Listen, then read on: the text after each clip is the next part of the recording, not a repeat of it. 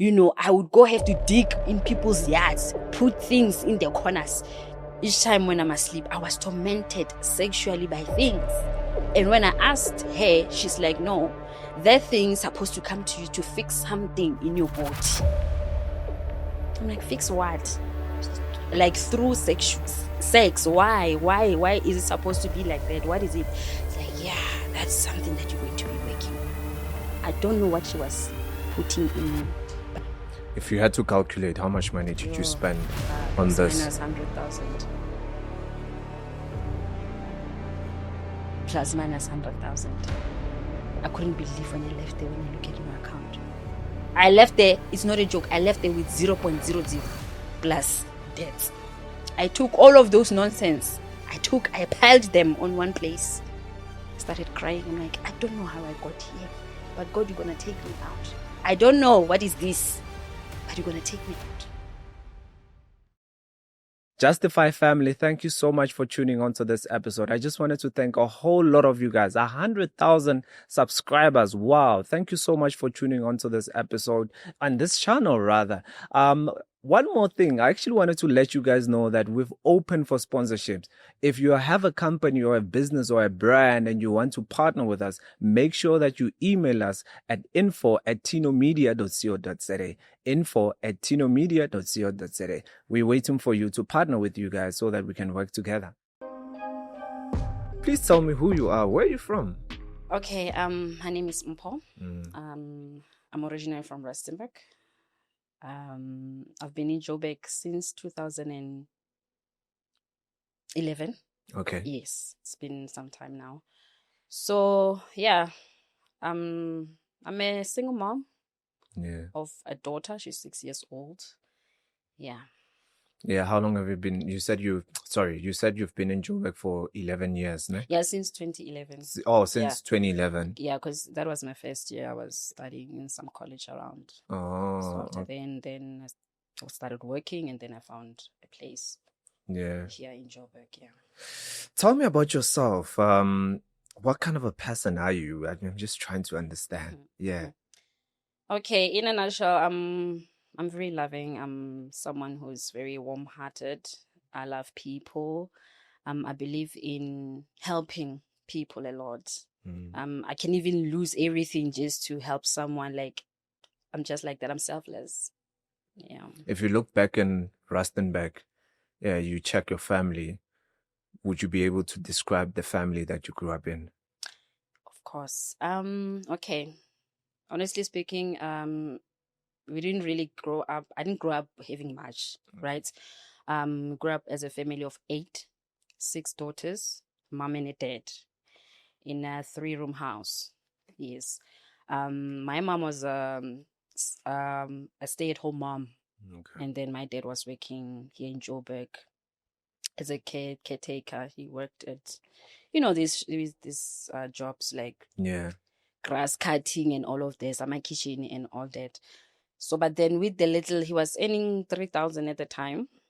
Yeah, but then he was able to take care of the whole household. And then my sisters also went to school. I don't know how they were able to do that, eh? Oh my goodness. I don't even know. But I'd come, even Christmas, there's things to eat. And I'm like, how does this man do it?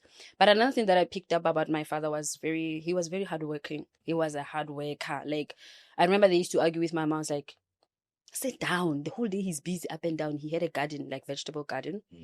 And then sometimes he would send clothes, like old clothes. My mom would sell it at home. And then we had like maize, besmila, like besi, but yeah, we planted a lot, if I can say. We planted, and then we had cows, goats. But it didn't start like that. He had to buy 1, 2. Yeah. Eventually those things, they became like enough for us. So he was someone who actually, he was I miss him so much. He was someone, like, I'm even getting emotional about it. Like, he was someone that actually inspires me even today, because he never gave up. Yeah. He would tell me, he'd be like, Mpho, I want to come and like sit down with me, talk, like I want to talk to you. And he'd be telling me, I ended up at grade 2, but look at my house. It's big, I've got this, I've got that. Wait, he says I'm serious. So he says highest grade was grade Grade 2. You know what? I think it's because of even the way when he explained the upbringing, it was something that had to do with a little bit of mistreatment, if I can put it like that. So when he explained, he said to me, Mpho, yes, my brothers went to school, even my sisters, which is your aunts and your uncles. As for me, I never got the opportunity to further my studies, so I had to go and look for work, for a job. I even dated late after people have married. That's when I started, because I was like, how am I going to support someone's child if I impregnate them? Like, I'm not even working, I don't have qualifications. And when they met with my mom, I remember my mom would tell me, I found him tying his pants with a rope, and these elbows of whatever he was wearing were out. Like, he was like a hobo, basically. My mom's like, I cleaned him. I would take him for like doing hairstyles, like perms and all of that. They always do. Hey? Women always clean I'm up, telling you. Yes. So, and then they found a job there it was a church, a Methodist church, around Randburg side. So they started working there, both of them. He's like, no, you need to go home and take care of the kids, because apparently he felt like the kids were not really taken care of. My sister has a scar, like a very huge scar on the leg. Like, there was just a lot happening back at home. He had left them with the relatives. It's like, no, you need to go home and then take care of the kids. We cannot afford to leave the kids alone. So he kept sending things every month, and boxes he saved, some teen stuff, your fish and other things, and then send home. Yeah, and then we grew up. I also went to school, even though we didn't have much. I must say, like, when it comes to uniform, we would. My sisters would take a wire when their shoes for school is broken, to put it together, because they didn't have money to take it to a shoemaker to put it together. So they had to close it up with a wire. And then for hair, they mix soap with like cooking oil just to make that thing. Sometimes they even melt sugar. I don't know, poverty mentality. You just come up with things like, how can I get out of this? So they would melt sugar and they would make it like glycerin. We put on our, but during the day, I wonder how much glycerin was, because it used to pop so much back in the days. Let me tell you, glycerin was everything. If you had glycerin in your house, we were rich. That's what I'm saying to you. We didn't have that glycerin at times, but we survived.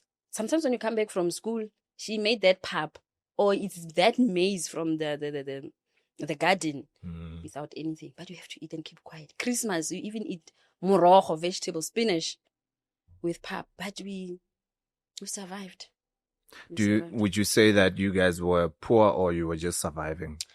Look, I think we were surviving, because if I look around, actually, even the neighbors, some of the neighbors actually were going through almost the same thing that we're going through. But most, like, they had big houses, TVs, and we're like, the back, we're still listening to the radio, that one with a battery. So, but we just took it as it was. And although it had created, to be honest, trauma a little bit, because you would see kids having things, and you desire those things. You know what I mean? There was this next door neighbor, he had a shebeen, the kids there, like, the hair, everything was on spot. So you would desire, like, I wonder why my parents are not having that. But sometimes you don't even get Christmas clothes. You get those ones from I know. Yeah. So, but we'll just be happy and move on. But yeah, and with me, I was a very quiet person. I loved academics. I loved my books. I think that was another thing that made me feel like escape from the reality, because at some point I kind of felt that my parents couldn't give me much attention, as I am the last born. So I felt like they are always preoccupied in their minds. They are focused on these ones that are older. And here I was. Hey, you last borns. I'm telling you, I felt like, I needed more, like, attention. So it kind of built that thing of, let me rather be on my own. So most of the time I would find myself alone. Even at home, I didn't have many friends. I would just be having that one friend. And then I don't play with her every day, you know. So I grew up with that mentality. And then come high school, yeah, it became a mess. Someone became, you know, a bit naughty, I can say. Yeah, but You yeah, used to be naughty. my goodness, it only happened in high school. No ways. You just said that you are shy. What kind of a shy Let me tell person? you, you know, when you reach Naughty. teen years, when Yeah. you reach teen years, you find yourself, you know, trying to explore a whole lot of things. What were you doing? I was drinking. Okay, I knew it. Yeah, I was drinking. I was jumping the fence. You know what I mean? I remember having the first boyfriend. My mom was waiting by the road. You're going to dump him, okay? You are going to dump that boy today. I never did that. I went to the same. You were coming back in the morning. I was coming back late, like 5 o'clock. The school. I was supposed to be at home maybe by 2, 3, but I'll just be there on the way, strolling, holding hands with. No, I'm Mujaivo. Yeah, and then when come weekend time, there's some bashes around. We go. Like I started going, like partnering with the crowd, you know. I'm sure. Actually, I desired it. I went for boys who was wearing. Yeah, I like those we call cheese boys at the time. Yeah. I went for them. So, but then I later realized that was just a waste of time. To be honest, that was a waste of time. If I could go back, I could just rectify there, because as someone who really loved, I was very optimistic. I'm someone who really like focuses when I do something, but I lost focus there and everything started crumbling down. Right. And that's another thing that I would love, you know, for youngsters to understand, that those things are temporary. And in that moment, you lose a lot. You lose, like you misdirect your path completely. I started struggling in class. Someone who used to get 90s, 100s, I started struggling. I would, when I have 40%, like I'm happy because I couldn't focus. Everything, I'm all over the place. Even when I look at my matric certificate, I'm like, oh my God, like if I could get another chance, I would just rewrite this thing, because it's a reminder of what I did that I did not really, how do I put it? Something that I was not supposed to do. Yeah. Basically, it's a reminder of a bad choice, if I can put it like that. But then I picked up, and then I went, and then I enrolled on I took a gap year, and then I enrolled at a certain college around. And then, I did a diploma in travel and tourism management. I aspired, you know, traveling to just, you know, see the world and all that. Unfortunately, COVID hit, and then it became even harder for the tourism industry to start. You know, so I was like, okay, maybe one day I'll just start to plan, maybe have my own business, you know, pertaining that. What do you mean your own business? Do you want to have like a traveling agency? I actually wanted to have like I want to go in accommodation. Basically, so like your Airbnbs. Yes. So since I'm from Rustenburg, like there's so much, like there's game reserves and all of those things. People like touring a lot, so I'm like, if I can get those, something like that, you know, and it will depend where I focus on. But I would love to also do something back at home. Yeah, I'm still on that thought as well. Yeah. Since now we had the start, I think now we need to get to the meat now of why you're here. You got scammed by a Sangoma. A lot happened, actually. My goodness. My God. Oh my God. A lot happened. I'm taking you back now. You are taking me back. I'm even getting flashbacks. I'm like, oh my God. Yeah. What happened? Oh, okay. After everything that I've just told you, then I started noticing, it's like, okay, I have done some things, yes, but why is my life not making sense? I feel like now I'm stuck, and now I'm starting to feel the pressure. You know, like I really want to do something, but something I feel like I'm stuck. I don't know what is going on. Okay, and then, excuse me, my mom was still alive at the time. Then she'd be like, just take 50 rands and go and consult where there's this woman around. You can go to her. She will tell you what is happening with your life, and then she will give you things you can bath, and then life goes on. Yeah. I was still at home at the time, like I was visiting. I would go a lot at home, right? So when now this side, isn't that now I'm used to consulting and see a temporary solution. Now I'm continuing with that thing. But consulting now, way. She was also a Sangoma back home. Yeah, that one is another one. You're consulting at a Sangoma. Yes. Okay. Yeah, she was telling me, oh no, you just need to bath, you need to steam, and all that things will be fine. So I was now used to that. Having said that, if I can go back a little bit, this thing of going to sangomas, it started actually at home, because my parents used to bring a lot of sangomas at home. It's something that actually most Black people are used to doing, if I can say this. Some, they're still doing it even now, right? So my dad would be just telling me, no, let's consult, let's speak to the ancestors. We put the beer and everything. He would visit even mountains and all of that. So yeah, I was just used to everything that that has to do with sangomas. So it was not something that I feared. No, I was not afraid.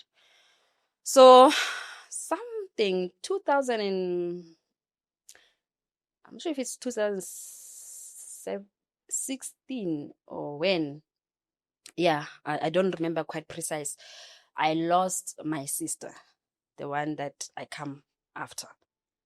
Like, it was a sudden sickness. Within a week, they say she fainted. Went and got admitted. After then, she passed. And I'm like, okay. After some time, my mom passes on. After the following year, my dad passes on. And I'm like, no, something is not making sense. Why are we losing people like this, in a family, right? So, being young, I can't talk much. I'm in my family. I've got older sisters that I believe they're supposed to be wiser than I am. So I don't communicate much. I just keep it to myself. But I'm noticing something is not making sense. So fine. And then I started being sickly as well. I ended up in hospital. To a point whereby I couldn't walk. They put me on a wheelchair. Like, even after they admitted me, it was difficult to even get out of bed. It was difficult to even go and bath. Like, my lifestyle was drip in that hospital. Morning, drip. During the day, drip. Night, drip. The pain was not going anywhere. Were they able to explain what kind of sickness that you had? Okay. They said to me, my belly was bulging, right? Okay. So as it was bulging, they said to me, they're seeing a fibroid, right? But the fibroid, funny enough, it moves. Okay, I'm not a doctor, but one thing that I've heard is that when you have a fibroid, it finds its place, it grows there, it's like a growth. But this one, if one has to, like, if I was to touch myself and pray, it will move to the right and bulge on the other side. And it doesn't move nicely, it moves with pain. It pains like you are giving birth. I would be rolling on the floor. Oh. So that's the reason why I couldn't move, because the whole area here was painful. The whole abdomen, even the waist, it was like tight. So painful. Even the legs couldn't move. I had to sit on a wheelchair. So now they call the doctor, try to examine. I even went for scans. They would say to me, we are seeing this, and they will press. But when they press, they say, it feels like a swollen belly. This is not a fibroid. I remember I had about 7 of them. Even a specialist was there, surrounding my bed. They were looking at each other, like, we don't know what to do to her. The other one's like, no, let's just take her to the bigger hospital, the other hospital. Yeah. Let's just transfer her. We can't. Mind you, I just had my daughter with an operation, and they say, we need to open her, but we're not sure what is this thing. If we open her, what are we going to find in there? Because when we look in the scan, it's something else. When we press, it's something else. Okay. So it's like confusing the doctors. It was a lot of confusion. Yeah. I'm fighting for my life. I'm living on a drip. I can't even eat. Even a mere soft porridge couldn't even come in my system. It was a struggle on a daily basis. I was just seeing death with my eyes. I left a 3-month baby at home with my older sister. I'm here dying in a hospital in Joburg. And then a friend of mine called me. She's from home, Rusty. It's like, hey, my friend, I don't like how you are looking. I saw you on a wheelchair. What is going on? There's a woman that I know. She is someone who works, traditionally. And I'm like, okay, like right now I'm about to give up. I don't know what to do. It's like, okay, I'm going to send you her numbers. Please communicate and make sure you go. I know she's the best. I trust her. I grew up with her, Then I during the visitation hours, I spoke to my siblings. Look, guys, this is this, this is this. I need to go. It's like, we give you our consent, we give you the agreement, you can go. Any payment, but then it's on you. It's on me. At the time, I had received my father's money after he passed on. I was the main beneficiary. Okay. You see, so I had to take it out of my pocket. So, okay. I went to the woman. My other sibling came and fetched me from the hospital, took me to that woman. I arrived there as weak as I was. She just looks in my eyes. You know why you are here? Yeah, I'm sick, ma. No. It's time. It's time for you to answer your call. Okay. Whatever it is, I'll answer because I'm tired. She just said that. She didn't say those sounds. Hey. No. Makosi. No. She was just looking at me. But because I was desperate, being desperate is dangerous. Yeah. I was desperate and I said, okay. I was with my sister at the time. It's like, no, Tina, we support you in anything you do, as long as you'll be fine. I said, okay. It's like, now you need to move in and stay with me. But I've got a place to stay. Like, I'm also renting. I have my own place. No, you need to be here so that you separate even from men. You separate from men. You are here. I can see you and observe each and every move. That was the beginning. That was the beginning of horror. I stayed with that woman. I'll be buying things non-stop. Non-stop. Non-stop. She'll be telling me, you need to buy this kind of a cloth. Sometimes it will come as a dream as I'm sleeping. I'm being told by a man, go buy this kind of attire, or rather buy this cloth and then like design it like a dress or a gown or something. And then she will tell me, remember, I'm the one initiating you. You need to do this for me too. So I'll have to pay for her clothing as well. Pay for everything. And then, I'm telling you, everything that I was doing for myself, I had to do it for her too. Because she said to me, because I'm the one helping you, you need to do that for me too. Everything was going double. Double. Double. Quick one. Yes. Were you the only, I don't know what to call you. Initiate. At the time, yes. Okay. At the time, yes. But what I can tell you, my gifting, I can say, it always was operating because I would find people on the way, even when I was going to work, and, tell them what is going on with their lives, right? But the moment they start talking of payment, she'll be saying to me, bring them here. I remember there was a lady who was like, no, you know what? I thank this young lady for what she did. What she told me, it is actually true, at least I am enlightened. She said, bring that money here. That lady said, no, I want to give it to this lady, to this young girl. She said, no, that money comes to me. So everything that I had, she wanted, right? So we went through that journey. I would go to Limpopo. We climbed mountains, take muti there, and like I would do everything, right? And then now, something that puzzled me again was the fact that each time when I'm asleep, I was tormented sexually by things. And when I asked her, she's like, no, that thing is supposed to come to you to fix something in your body. I'm like, fix what? Like through sex. Why is it supposed to be like that? What is it? It's like, yeah, that's something that you're going to be working with. I don't know what she was putting in me, But there was a man that comes every night to sleep with me.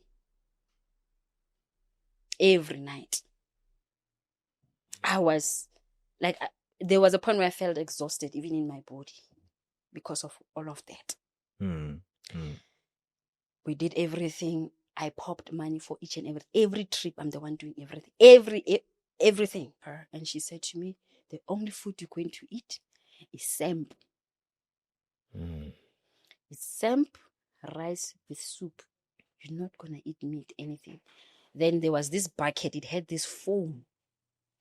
That foam, you would, I don't know, they say you have to drink it. I would drink that before I go to work, even when I come back, before I sleep. Like I would drink it and I would burp. It was something that tasted, it even smelled like urine. But I drank. But funny enough, the people around, they were, you can always tell when something is off. But because I was in someone's house, people around would be looking at me as if they wanted to tell me something. It's like maybe run or something, like pack your bags and go. But I'd be like, no. The other day, one stopped me when I was going to the bathroom. She's like, come here. Immediately when she saw that, she started calling me back in the house. I'm like, okay. But I only realized that after I left the place that, no, actually these people wanted to warn me of something. Okay. And then she tells me, you are done. Done with what? I haven't really seen much. I don't know what is going on here.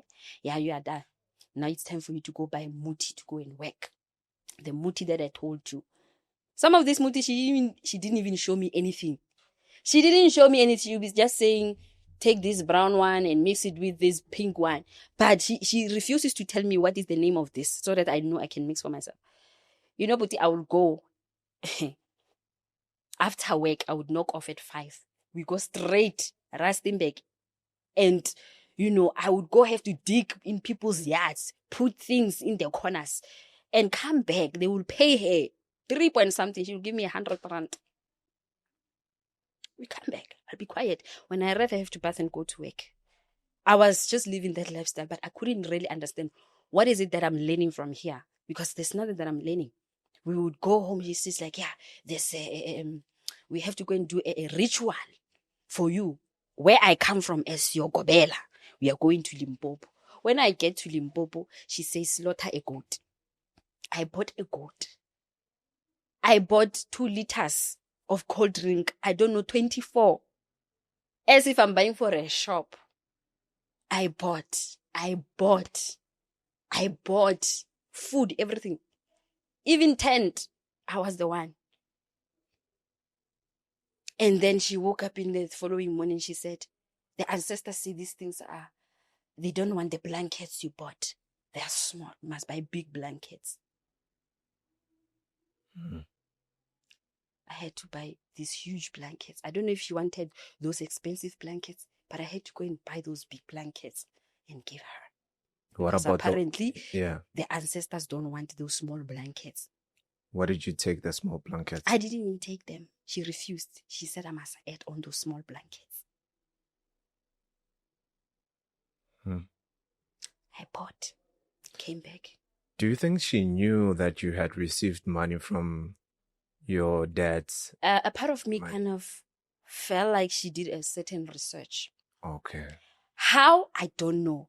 Because it was abnormal for you to keep wanting and demanding things that do not make sense. You get what I mean? So I did because I was told I would be better. Physically, like being sick and everything, I would be fine. Right? And the only thing that she gave me was a concoction. And then I had a running tummy and things came out. I started bleeding and she said, you are healed. Now let's work. After then, I started spending money. Trips. Some of these trips, it was the hair initiating. We need to go where we need to get this kind of mutis. When I get there, it's just a herbal shop with her friends there. Oh, hi, friend. No, I brought this one. I kind of felt like she was even letting them know that I brought this food, And then I would pay for everything. Went back. And he's like, yeah, it's time for you to go home. Take all this muti. We are going home. Buy a cow. I bought a car. Mind you, I have nothing. Now the money is about to be exhausted. How much did you have? Okay, it was not that much, but at the time, I would have done something. Okay. Because the only thing that I bought with that money was a fridge and a TV. My dad, even though he had left money, he was not working that wow job. It was plus minus 300 to 400K. So I had siblings. I had to share it amongst them. Yeah, okay. So for me, in my account, I had about plus minus 70. Okay. And also I had covered my father at a certain insurance company. I covered my dad there. I got 20,000 on top of that. On top of that, I had to borrow because the money was starting to be exhausted. Then I started to borrow money from my siblings to pay off what's remaining. If you had to calculate, how much money did you spend on this? Minus 100,000. Plus minus 100,000. I couldn't believe when I left there when I look at my account. Because I remember I had tried to even hide 7,000. I was like, this 7,000 is for my daughter. I had to go and pull that 7,000 from the savings account and put it there as well. I left there, it's not a joke, I left there with 0.00 plus debts. In a space of 3 months? 6 months. 6 months. Because I stayed with her man. 6 months. Then I went home, I did that. Still, I did the same thing. I hired a tent, toilets, everything. I did everything. My family and the relatives were there. Funny enough, they all agreed. It felt normal for them. I don't know. Maybe I was the one who was, played. I don't know. What was the goal here for you being there for 6 months? What were you gonna be there to be initiated to become a Sangoma as well, or for something else? She said to me, I am combined. I have to use bones and istunya, as they say, a prophetic. So I even had these clothes for Sangomas. There was too much. I had a lot of things. Ropes, you name them. She took me to rivers. And yeah. And then I did that ritual ceremony, I don't know, for graduation, apparently. Funny enough. When I got home, they took me inside my parents' room, main bedroom, and they said to me, my relative, my aunts and uncles, this is now your bedroom. You are the eldest in this yard. I'm like, I'm the last born. Yeah, but you are the eldest now. Like, okay. It doesn't make sense. It doesn't make sense. Yeah. I was surrounded. People ululating. Hey, the child is getting married today. Let's celebrate with her. These praises, clan praises, they did all of those things to me. They were dancing, but some were crying. I couldn't understand what was going on. I was given my parents' bedroom since they were no more. That was my bedroom as the eldest.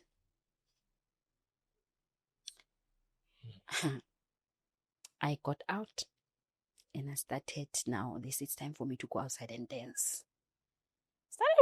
I went outside, started dancing with them. It was offish. Around the AMs, they dug a hole, a pit.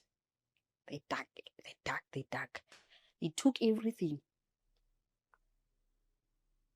The intestines, everything that was used there, they gathered around with me, including the gobela. And they started spitting in that hole. They started spitting in that hole. And they said to me, speak what you want. I started speaking. They started spitting again. And they covered the hole. In the AMs? In the AMs. How many were there? There were me. That's a ritual, though. That was a ritual. Did they tell you what the ritual meant? No. The meaning of it, is it to make you rich or maybe to finalize your healing by any chance? Just said it's a graduation.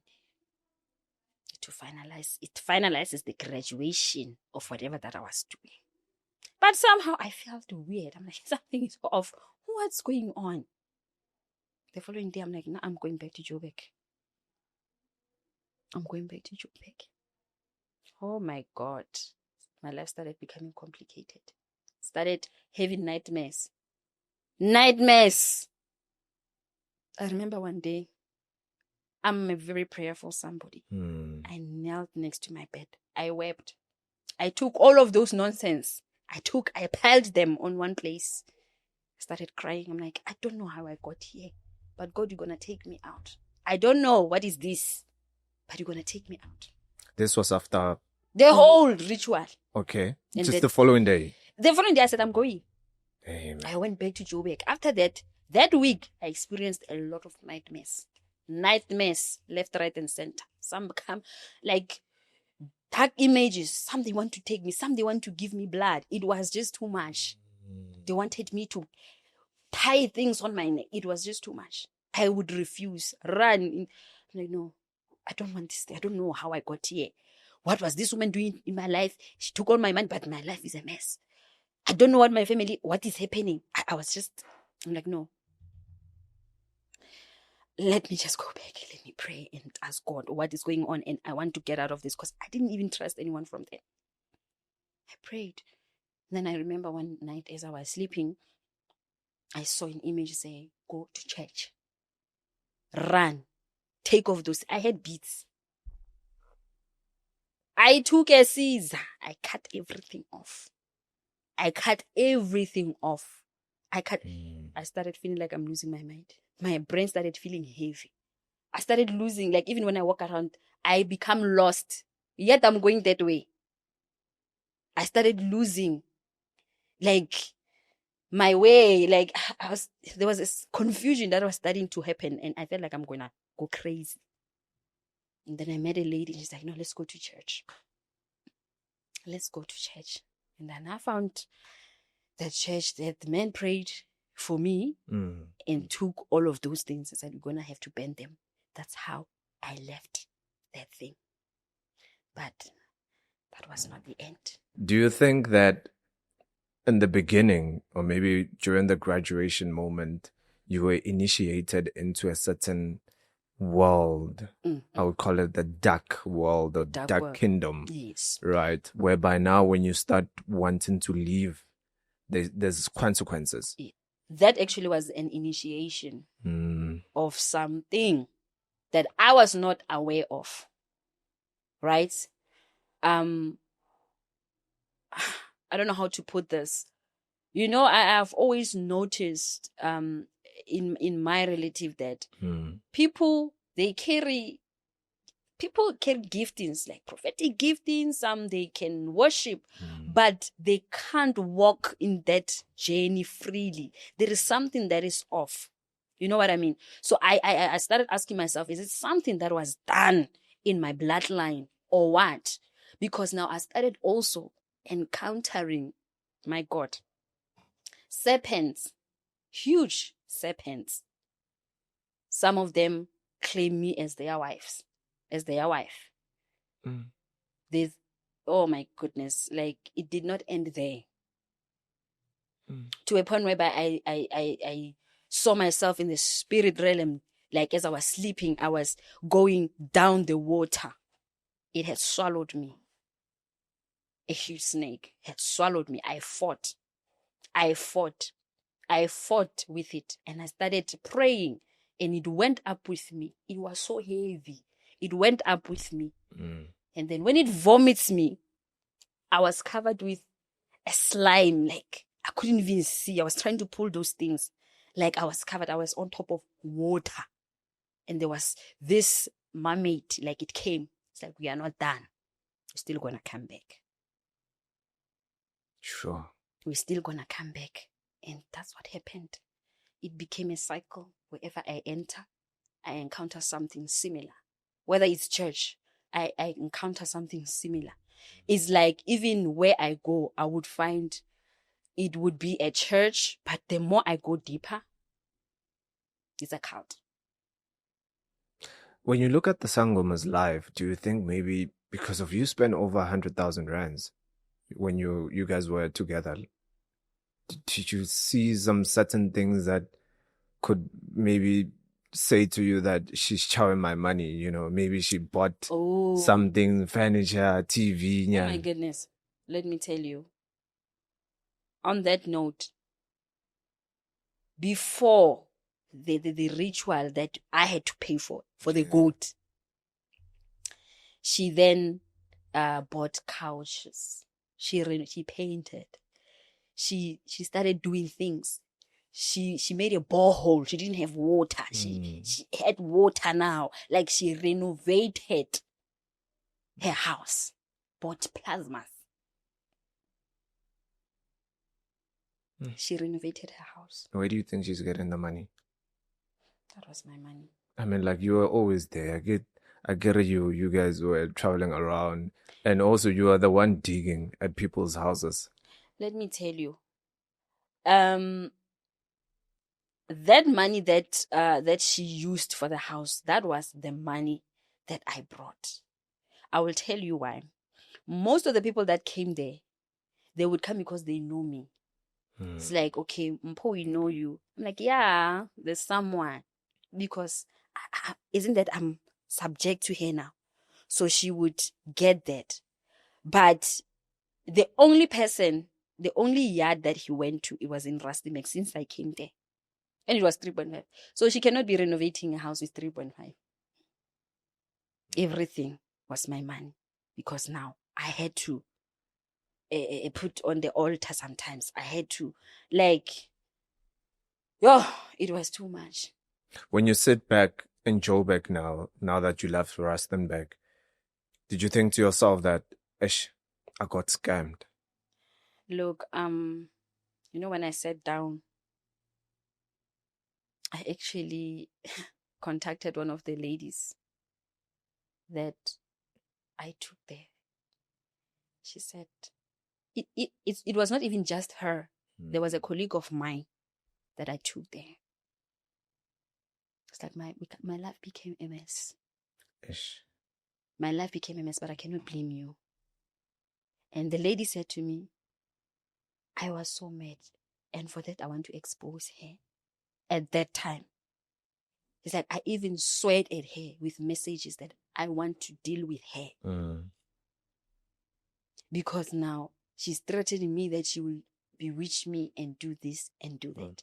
With everything that she did to me. She took my money. I've been sending money nonstop. But things are worse. Did you blame yourself? I blamed myself because these people, I invited them.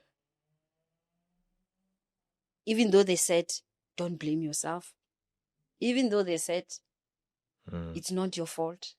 When I'm sitting down, I feel that it is my fault. I feel like it is my fault.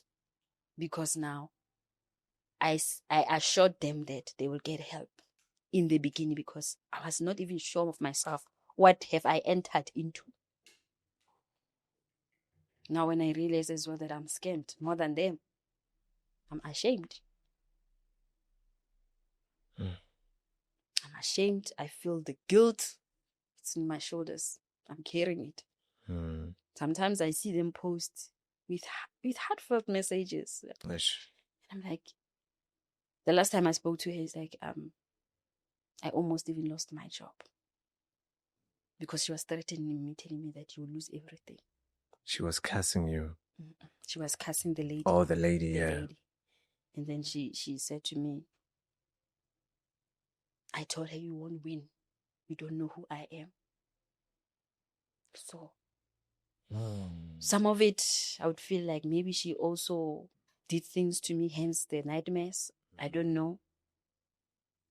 But it's something that I still questioned myself as to how deep did she go with my life, because it became a mess. with the things that I was seeing. When I tell that, okay, why do I keep seeing this thing? She'd be like, that is your God. My God. Yes. Let's go to your God. Tomorrow we need to go and you must talk to your God. We're going to the river. Meaning the snake. The snake. What kind of a snake is it? Oh my God. It's a spiritual thing. I would only engage with it spiritually, even when I'm asleep. Like when I'm asleep, it will come. It will come. There was a certain point whereby I would feel it move in my body. Each time I go to bed, it comes. I feel the movement. You know how a snake moves. Yes. You feel it moving around you. Are you able to see it? Maybe describe. Is it black? Is it pink? Is it blue? It's black in color. It's black. It looks more like, I don't know if it's a mamba or what, but it's so black in color. And then sometimes when it appears, it appears with lime eyes. Lime eyes. It's huge. It's very huge. I can't even express how big that thing is. With a deep voice. As I'm telling you right now, I have built a relationship with God, but sometimes I do feel like I need to go deeper. Yeah. With Him. Because, yes, it's no longer the same whereby I get visitations from it like before. But I still see it sometimes, but it doesn't happen frequently. Does it speaks? Most of the time when it comes, it stays around me, or it coils itself around my body. Is that what they would call idlozi? I don't know what is idlozi. I cannot even describe what is idlozi, because according to me, idlozi is an ancestor. So when it comes to a snake, I don't know. But I'm now born again and I'm still fighting that thing. But it's no longer the same. It's no longer the same. I experienced a lot with that thing because it demanded a lot. It demanded like isolation, if I can put it like that. Okay. I must not mix with people.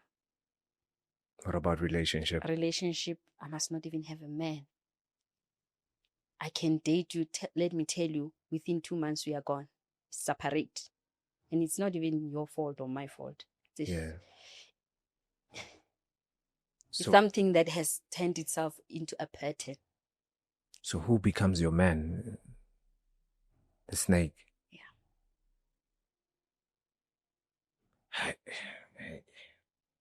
I know, guys. It becomes my man. So now it goes back to the initiation. Yeah. Their marriage, remember when I said there was a marriage that was celebrated at home. That was the wedding. Because I couldn't understand. You said... I couldn't understand why was I married. Who am I marrying? I was not even having a man at the time. I had separated with the father of my child. Yeah, I couldn't... Who am I marrying? You mentioned a wedding, so I was like, maybe they were celebrating like there's a wedding. No. It's a celebration. I didn't even have a partner. Remember when I went for initiation, she told me stay away from men. And she said to me, and I told her I would like to get married one day. And she said to me, if he is willing, who? Your God, then you'll marry. But if still he doesn't want, you won't marry. So that was a seal that I am its wife. Wait, this was a covenant. This was a covenant, if we can really look at it. She scammed me money. On top of that, she was also marrying me to this entity. Yet I went there as being initiated for my calling. But I never even used that call even today. I've never even seen people to come and consult, and then I, like any other initiate would do after a graduation, you start working. No, I never did that. It just went quiet. Instead, I started experiencing nightmares of this snake. So you went to church looking for help. Did you get help? Oh, you know what? It got to a point where I started feeling tired. Last year, I wanted to commit suicide. Last year? When was this? Around November. Joe, that was like a few months ago. Yes. Not even 6 months ago. I'm telling you. I know, man. I wanted to commit suicide. Why? It was... yeah. When you sleep and you are facing up, you are gone in, you are sleeping, and something comes every night. Every night. Sometimes you see it in between you and your daughter. It's sleeping there. I don't know how to say this, but I also started seeing figures coming with books, forcing me to take those books and read them. And I would fight with those figures. To a point where I started going to clinic thinking that something's not right with me. They said, we'll diagnose you with bipolar or schizophrenia. That is madness. It means I'm not okay upstairs. Until I went to a certain church in Soweto. And I told them what's happening. And, the woman was so, how can I put it? With her heart, she said, come and stay with me. And then we'll be praying with you. That's when now other things started, coming clearer. Yeah. My mind started coming back. I started feeling like I'm now making sense. There were things that I was seeing. A change was starting to develop. People were beginning to engage with me. No one was coming close to me. Even when I tried to call, people won't even pick up my calls during that time. It started happening. I started seeing change. Until today that I'm able to come here and speak that, okay, now, even though there's still a challenge, I'm out and I'm ready to speak out as to what's been happening. And during that period, as I was staying with him, I started writing down everything. And I got to realize one thing. I'm like, you know what? Some of the things, they come from our families. We are being dedicated to things that we don't know. Yeah. And now when we go outside, we become vulnerable to people to use us in ways that are not good. It exposes in our spiritual lives. You know what I mean? And it really broke my heart. And I'm like, you know what? I think I'm ready to share and write something about this. And on top of that, it is important for us to, you know what? There is a higher power. There's God. So we need to make a relationship with that. Unfortunately, it's not going to be easy. Imagine teaching a 30-year-old, somebody who knows what they should do. Yeah. Teaching them things that they were supposed to have learned at a tender age. It's going to be hard. But that's something that needs to be done, that we need to focus more on having a relationship with God. Because apart from him, minus him, I am telling you, we'll continue being exposed to things like that. And sometimes you don't even want to expose yourself, but because of what you've been dedicated to, you end up being exposed. You end up being a target because you don't know what kind of entity they have placed in you that will invite people to come and do bad things to you. You get my point? I'm not accusing anyone of anything. I am just saying some things, they come from the root. That's what I realized when I sat down. I'm like, as much as she scammed me, she did what she did, but there is where this thing comes from. There is where it begins. You get my point? So it was that thing of, there's what we call generational curses. Yeah. And I felt like I was actually on that. I'm battling that thing. Because now, why then does it have to be a pattern each time I meet people who have to assist me? This one was worse. was worse. She even blocked me to show that I don't care. I did what I had to do. I wanted money and suck you and go. Because even now, I've asked people, she doesn't have people coming in. She's just there. How did she notice? How did she know about me? Yes, I went to her, but then why am I exposed to such things? Yeah. Why am I exposed to such things?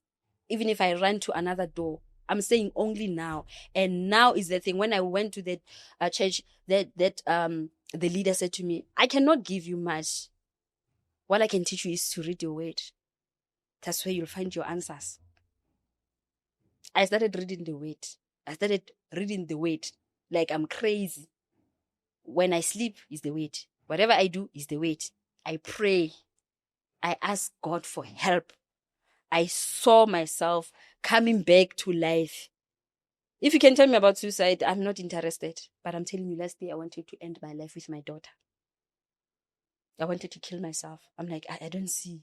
I've been battling the same monster and it's not going. Why? Why? And all of this, mind you, it happened after my parents' passing. Why did it not happen during them being around? I started questioning myself.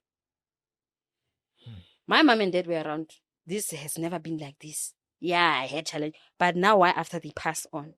I remember my dad on his sick bed. He's like, I don't know what's going on with your life.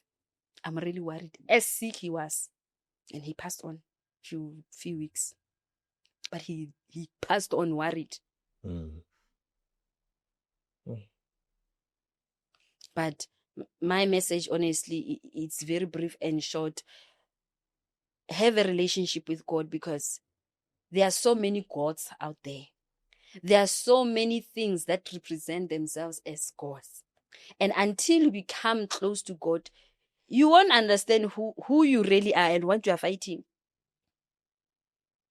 You know, when you speak of close, I think I answered you when I said, I don't know what is close. Because they say there is an ancestors and all of that. People believe whatever they want to believe. There is a choice in this life. But what I can say, you'll go in circles and it will affect your children. Because now my question is that, sometimes they would take you to a Sangoma, and one of the things that they need to do is to take you to a river.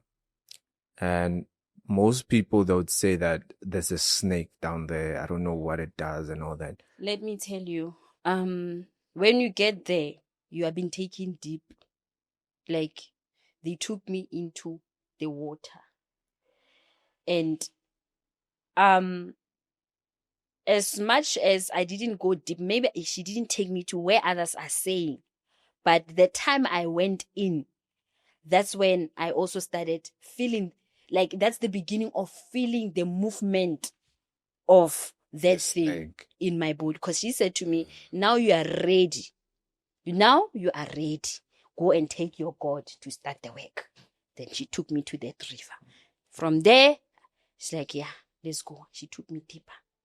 And after then, I started experiencing, oh my gosh, even the feeling right now, it's just disturbing.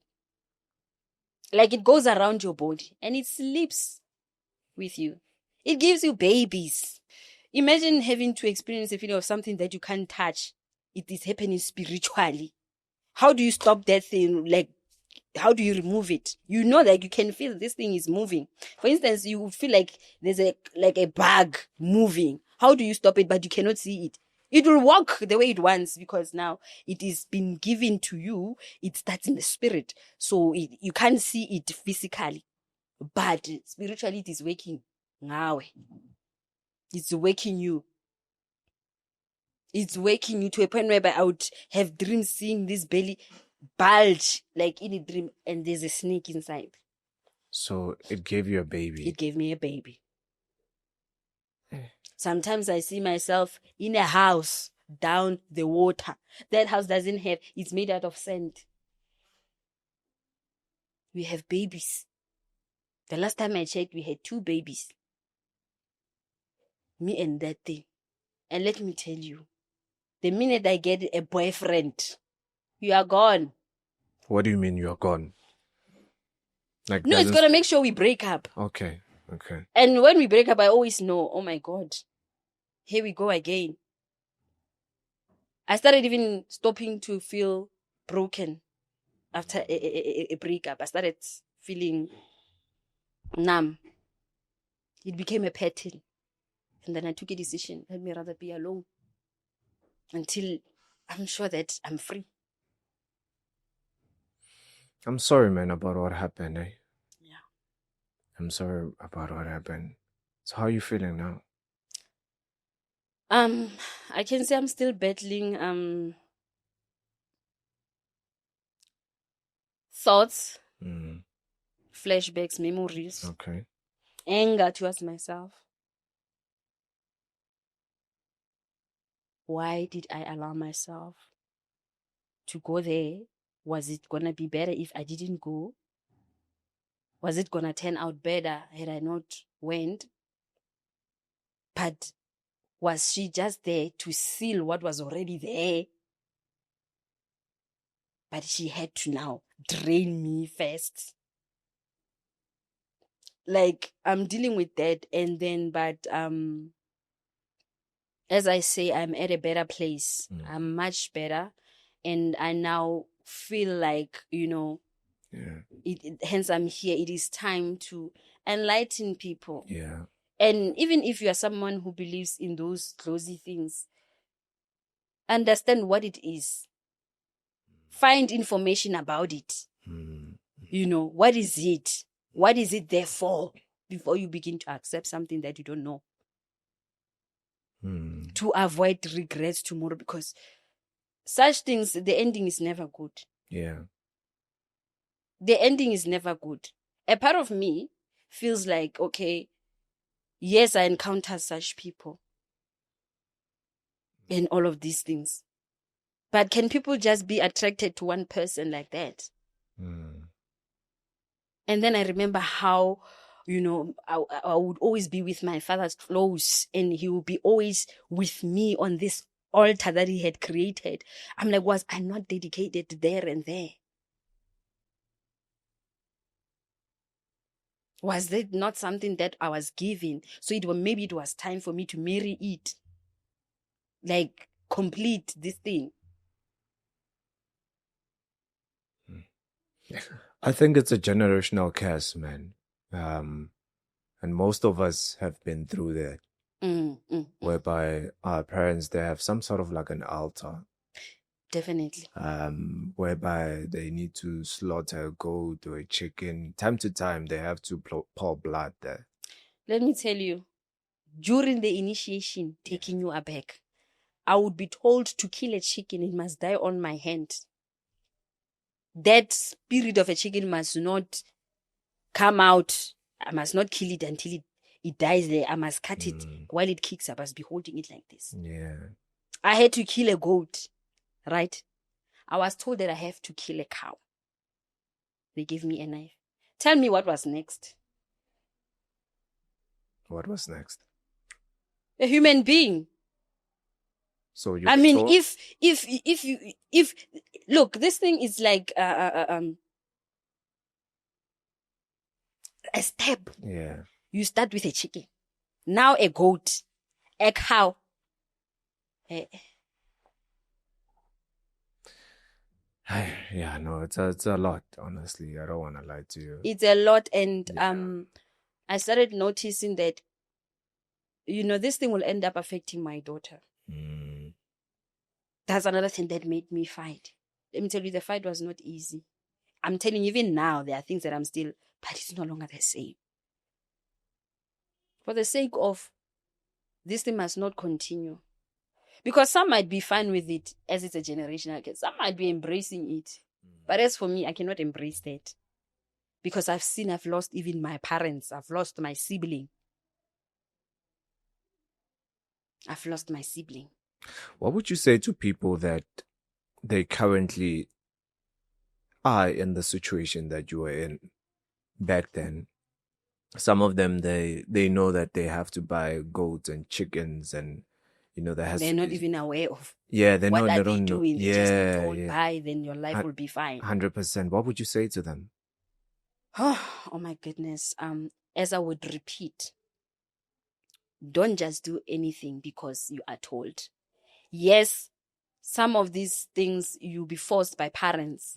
Do it. Otherwise, you'll remain like that. Sometimes you need to walk your own path. Your parent walked his or her own path. Sometimes you need to take a stand. Even if you walk alone, you have to stand and say, but this thing, why do I have to do this thing? How long is it going to continue? Because let me tell you, it can open doors for that period. Yeah. It will subside, it go down. You'll have to do another one. That will be your lifestyle. Let me tell you, it will go to your kids. It will continue. It will continue to a point whereby, it even, there's something that I learned, that if they wanted to go make me crazy, or rather because I felt like that was because I was rejecting that thing, I was going to lose my mind or my life. It means it's a serious altar or a serious entity that they have given the generation to. You know what I mean? So if something can want to hurt you like that, what about the people that you're going to bring? What about those that you're going to be bathing if you cannot save them? Because they're going to go through the same thing. You'll end up being sick. You'll end up going... Because another thing that I noticed in my family, people pass on with sugar diabetes. They pass on with things that... There's this disease that they have. It's either but asthma. Like, the internal organs fail. It's the same if you can go around to my relative. If the internal organs fail, something there inside is failing. But it was a point in Gijimisa, it was running after me, telling me that its mother promised it was always giving him liver. It wanted liver from me. And I gave it a cabbage in a dream. I'm like, no. I threw cabbage in its eyes and it threw it back, and it told me it wants a liver. Do you know that in my bloodline, most people die with a liver failure? They go pale. Yeah, it's a generational thing. It's a generational thing. Yeah. So that woman was just there and intersect. She was just connecting the dots. She was just connecting the dots. Honestly, my advice right now, I will forever and ever, because that's how I became this better, by holding on to God. And I'm praying to God that He helps me, because now there are people that cannot even pray, my brother. They can't. They don't even know what to say. They don't even trust God. So with that, I decided, you know what?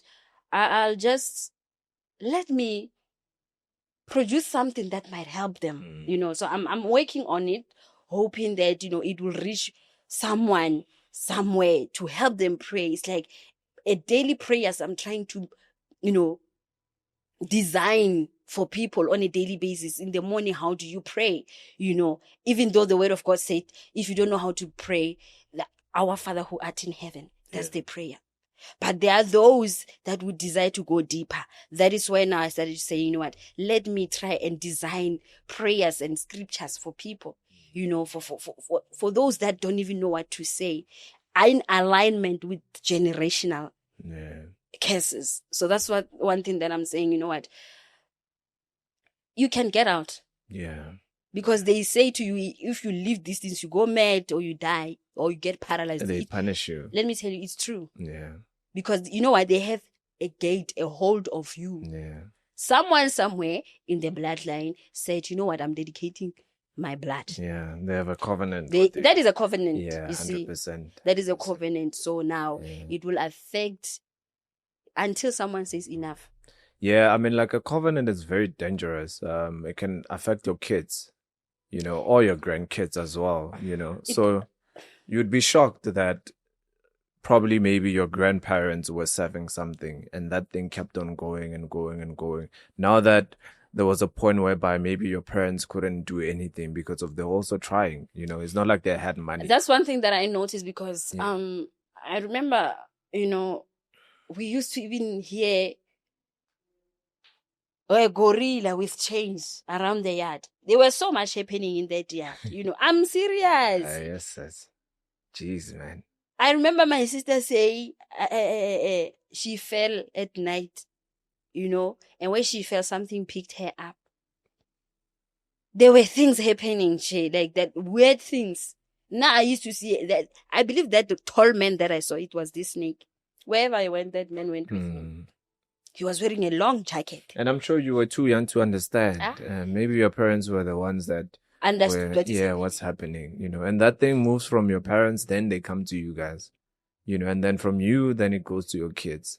Then your kid then continues. It is a cycle. That's where it feeds off to get power. You know what I mean? It wants blood. Yeah. That's one thing I can tell you. Oh, snap. It wants blood. You lose your loved ones non-stop. They will go. It chooses whatever and whoever it wants. You are subject to it. It's your God. That's why she was telling me that is your God. That thing is very ugly, if I can tell you. It's very ugly. Yes. Huge, big eyes. Sometimes people are watching this and I'm like, we're talking about spiritual things and some they wouldn't even understand. And some of them they would say, maybe you're lying, And look, I've been there. Yeah. And these things are happening and maybe you may not believe them until they happen to you. And it's okay for you not to believe. You understand? It's okay. But I wanted to say that if we're going to talk about the things of the Spirit, we can't leave, our Lord Jesus Christ, who's now, living now and forevermore. You can't. And nobody compares to him.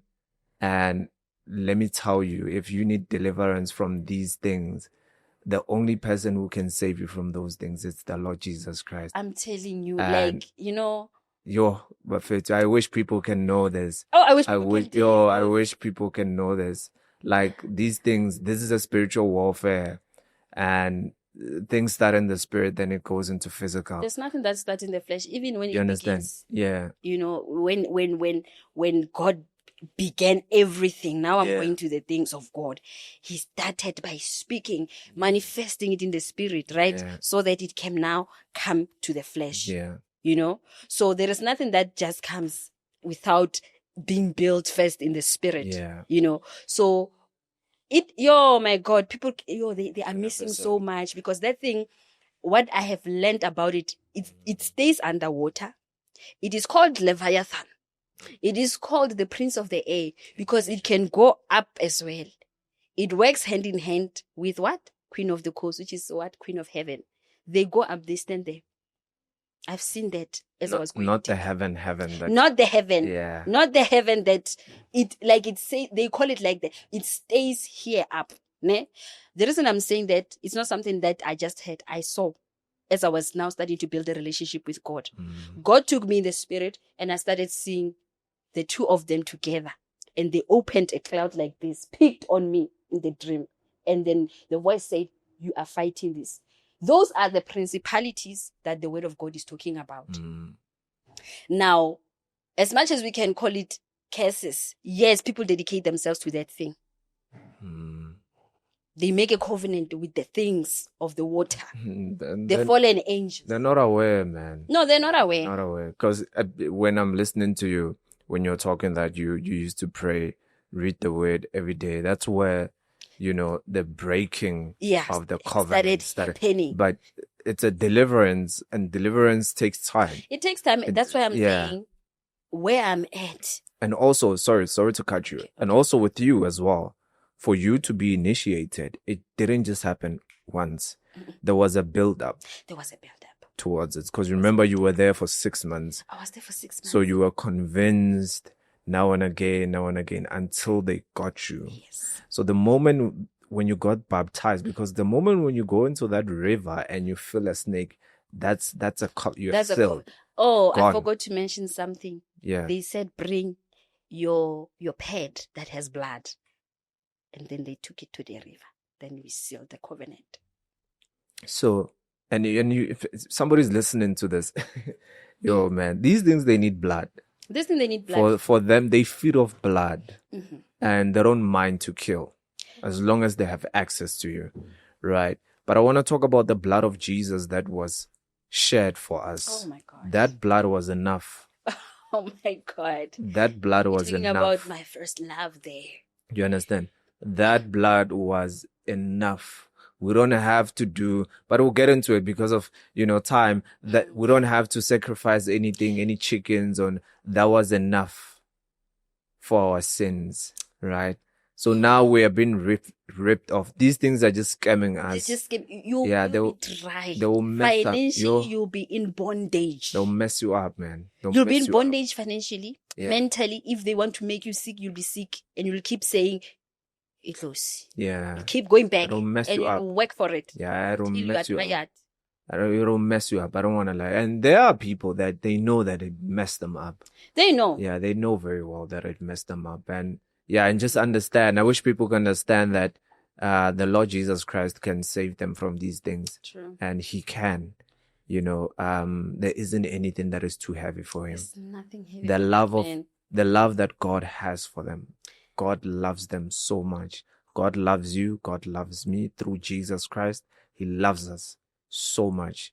And I wish people could know this. Those who know, they may know. Those who don't know, or maybe they don't believe, it's fine. It's fine. But you never know these things until they happen to you. Yes. And it's always a story when you hear it from someone 100%. else. Until it comes to you. Yeah. Now you'll have that understanding of this is actually happening.